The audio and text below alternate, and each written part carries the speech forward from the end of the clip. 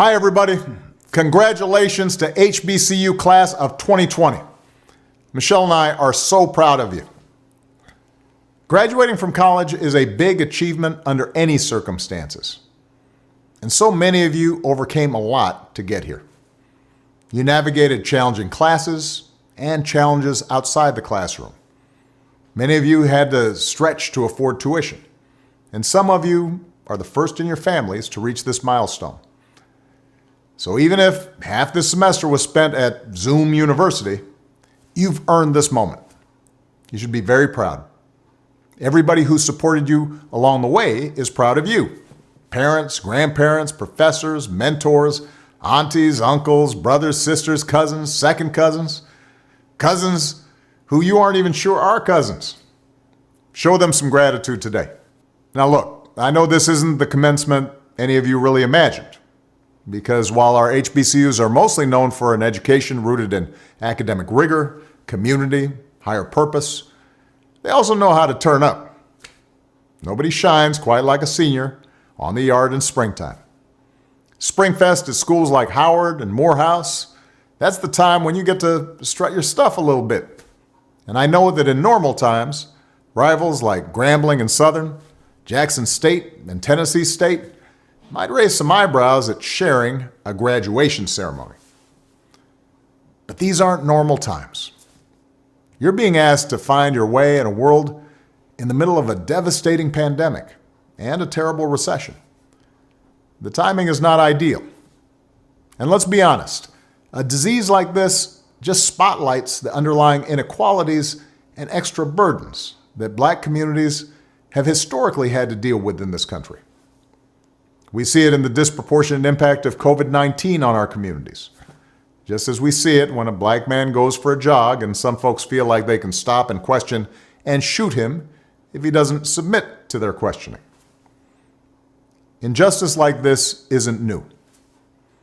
What is new is that so much of your generation has woken up to the fact that the status quo needs fixing, that the old ways of doing things don't work, and that it doesn't matter how much money you make if everyone around you is hungry and sick.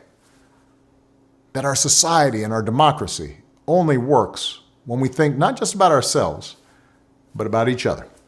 More than anything, this pandemic has finally torn back the curtain on the idea that so many of the folks in charge know what they're doing.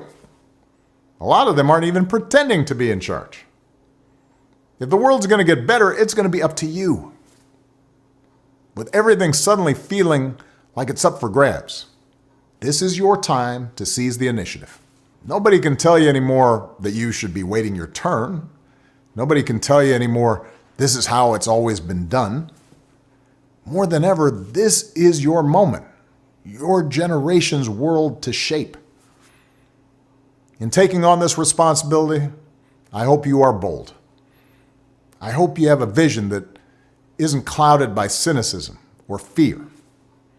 As young African Americans, you've been exposed earlier than some to the world as it is, but as young HBCU grads, your education has also shown you the world as it ought to be. Many of you could have attended any school in this country, but you chose an HBCU specifically because it would help you sow seeds of change. You chose to follow in the fearless footsteps of people who shook the system to its core. Civil rights icons like Thurgood Marshall and Dr. King. Storytellers like Toni Morrison and Spike Lee. You chose to study medicine at Meharry and engineering at NC-A&T because you want to lead and serve. And I'm here to tell you, you made a great choice.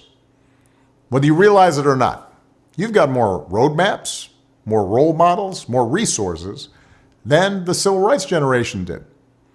You've got more tools, technology, and talents than my generation did.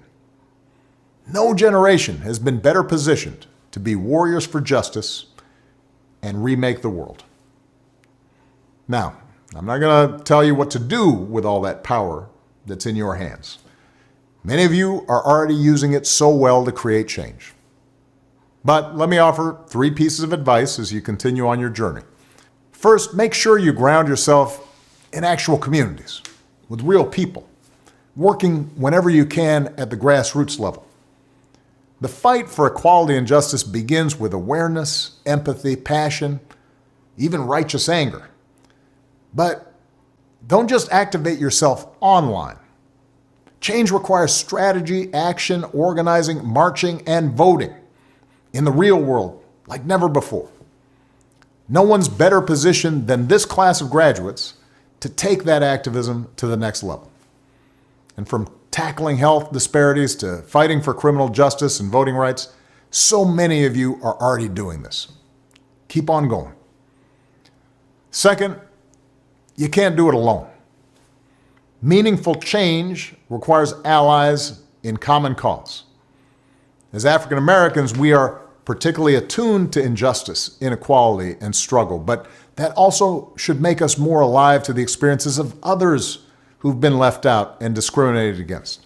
So rather than just say, what's in it for me, or what's in it for my community, and to heck with everyone else, stand up for and join up with everyone who's struggling, whether it's immigrants, refugees, the rural poor, the LGBT community, low-income workers of every background, women who so often are subject to their own discrimination and burdens and not getting equal pay for equal work. Look out for folks whether they are white or black or Asian or Latino or Native American. As Fannie Lou Hamer once said, nobody's free until everybody's free. And on the big unfinished goals in this country, like economic and environmental justice and health care for everybody, broad majorities agree on the ends. That's why folks with power will keep trying to divide you over the means. That's how nothing changes. You get a system that looks out for the rich and the powerful and nobody else. So expand your moral imaginations. Build bridges. Grow your allies in the process of bringing about a better world. And finally, as HBCU graduates, you have to remember that you are inheritors of one of America's proudest traditions, which means you're all role models now, whether you like it or not. Your participation in this democracy, your courage to stand up for what's right, your willingness to forge coalitions, these actions will speak volumes. And if you're inactive, that will also speak volumes. Not just to the young folks coming up behind you, but to your parents, your peers, and the rest of the country. They need to see your leadership. You're the folks we've been waiting for to come along. That's the power you hold, the power to shine brightly for justice and for equality and for joy. You've earned your degree. It's now up to you to use it. So many of us believe in you. I'm so proud of you. And as you set out to change the world, we'll be the wind at your back. So congratulations, class of 2020. God bless all of you. I'm going to give a special